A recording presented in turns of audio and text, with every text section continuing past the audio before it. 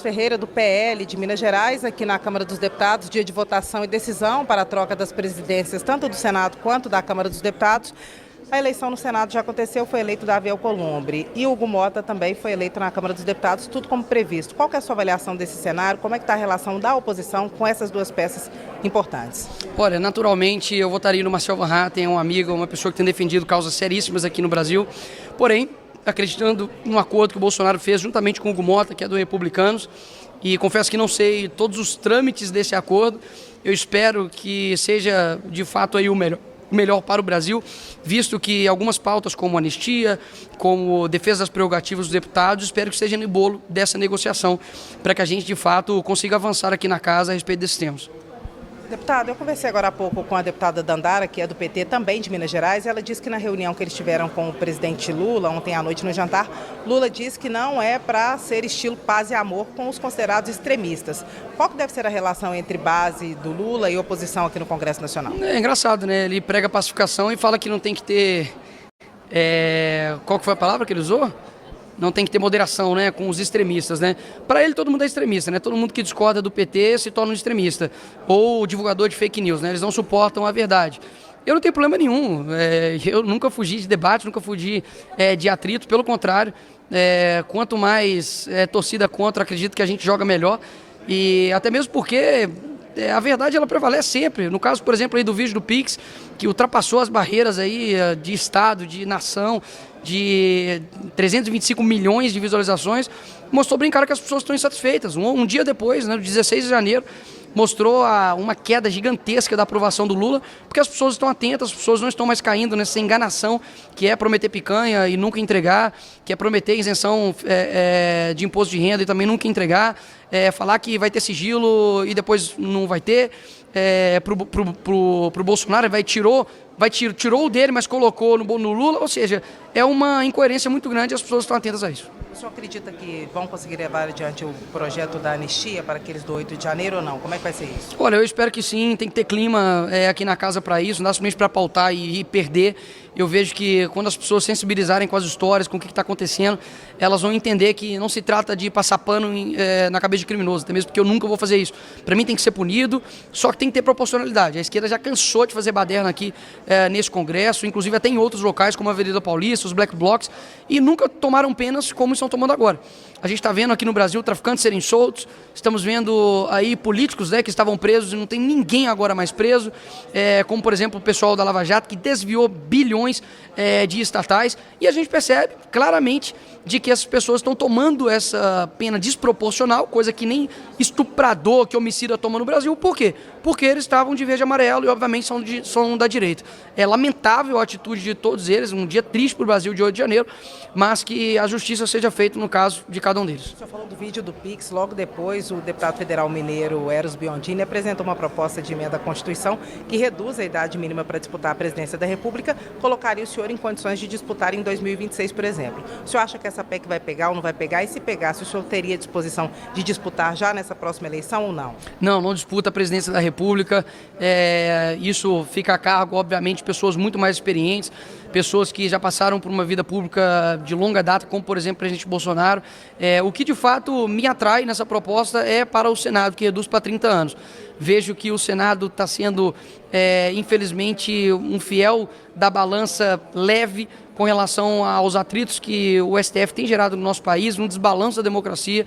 O ministro Alexandre de Moraes tem cometido crimes, não somente reconhecidos nacionalmente, mas internacionalmente, e a gente sabe que o Senado é o competente para poder julgar um ministro do STF em caso, por exemplo, de impeachment. Então seria, para mim, um prazer gigantesco poder trabalhar aqui dentro para pautar e para poder votar o impeachment do ministro Alexandre de Moraes. Para mim seria uma satisfação muito além pessoal, seria uma satisfação da população brasileira representada na minha pessoa e da oposição aqui nessa casa. O senhor acha que essa PEC vai ter assinaturas suficientes para ser apresentada e depois vai ter votos aqui no Senado, já que a casa é só de políticos mais velhos, normalmente? Não, essa proposta não foi apresentada não somente pelo Eros Biondini, já foi apresentada há muito tempo atrás por outros parlamentares, inclusive de esquerda.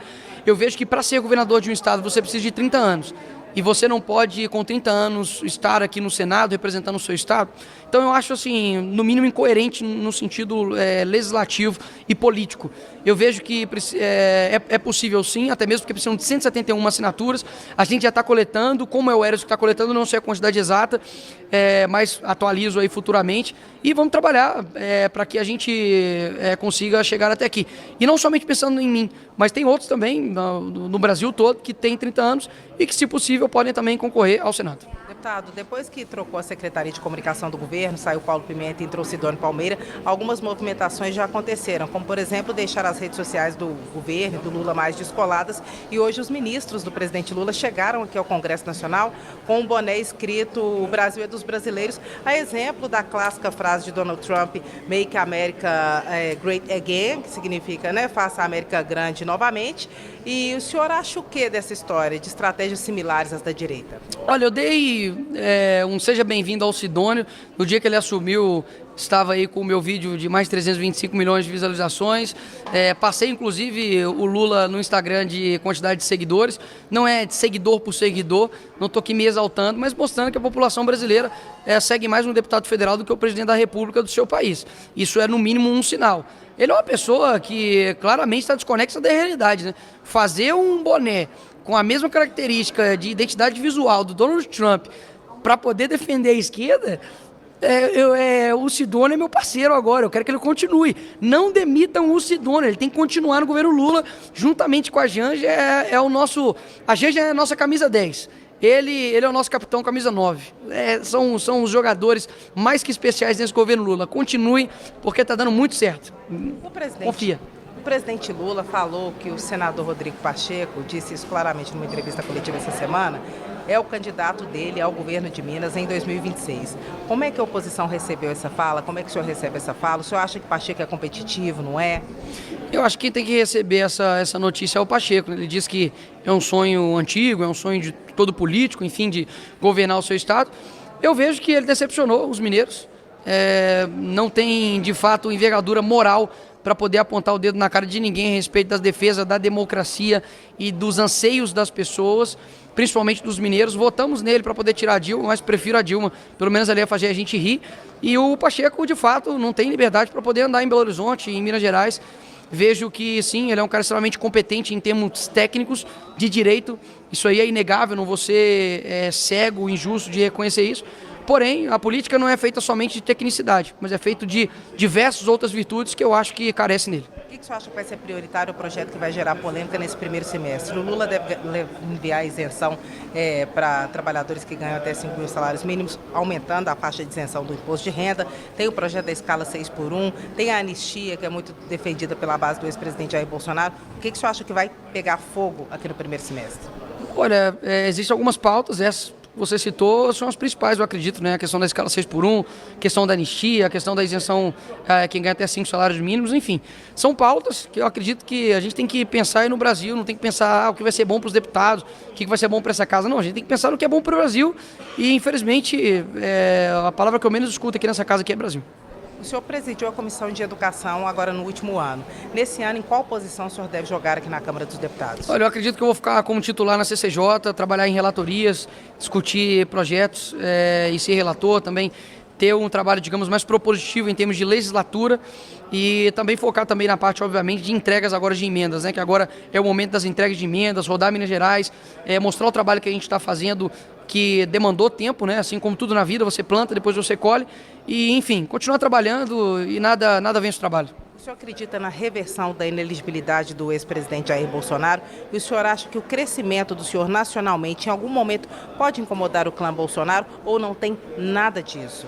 Olha, com relação à elegibilidade do Bolsonaro, acredito que é possível. O Bolsonaro não está podendo ser elegível por quê?